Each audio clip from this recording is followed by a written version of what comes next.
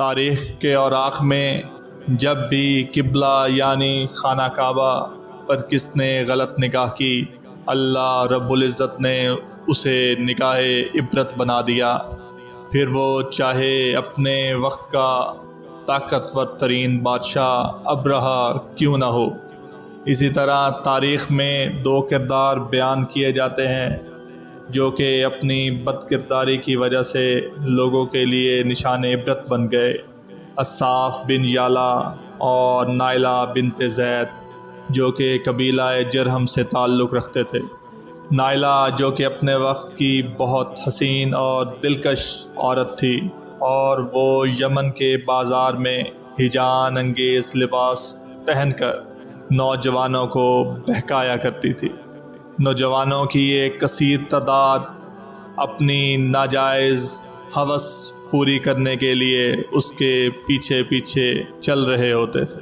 انہی میں قبیلے کے سردار کا بیٹا اصاف بن یالا بھی تھا، جو کہ نائلہ کے حسن کا شکار ہو گیا، اور جلد ہی اصاف اور نائلہ ایک دوسرے سے محبت کرنے لگے، مگر یہ محبت کچھ عرصہ ہی چلی اور یہ پھر خباثت میں بدل گئی۔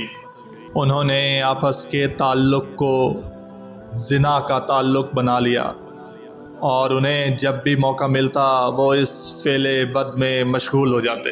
اسی طرح یہ سلسلہ کچھ عرصہ چلتا رہا، مگر جب ان کے قبیلے والوں کو پتہ چلا تو انہوں نے انہیں لعنت ملامت کی اور ان کے ملنے جلنے پر پابندی لگا دی۔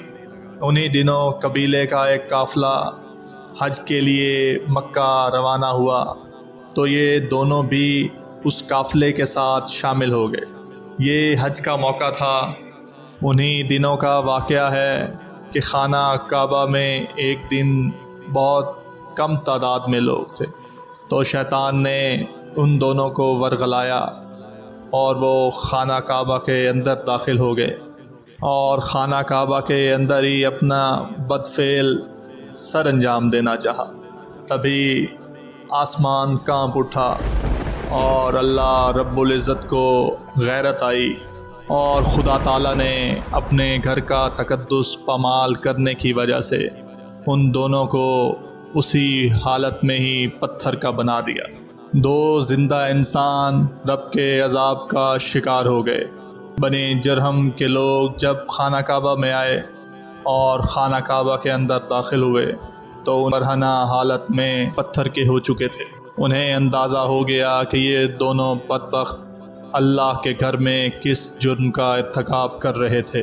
لوگوں نے ان دونوں کو خانہ کعبہ سے نکال کر باہر لا کھڑا کیا تاکہ لوگوں کو ان سے عبرت حاصل ہو۔ اس سے کچھ عرصہ بعد لوگوں نے عبرت کے لیے اصاف کو کوہ صفا اور نائلہ کو کوہ مروہ پر رکھ دیا تاکہ لوگ ان سے عبرت حاصل کریں اور اس مقدس مقام پر گناہ سے باز رہیں۔ کچھ عرصہ گزرنے کے بعد جاہلیت کا دور آیا تو لوگوں نے ان کی پرستش شروع کر دی۔ شروع میں ان دونوں کی یہ سزا تجویز کی گئی کہ جو بھی شخص آئے وہ انہیں ایک ایک جوتا مارے۔ کچھ عرصہ تو یہ سلسلہ چلتا رہا، مگر اس کے بعد اگلی نسلوں میں جو بھی آتا انہیں ایک ایک تھپڑ مارتا۔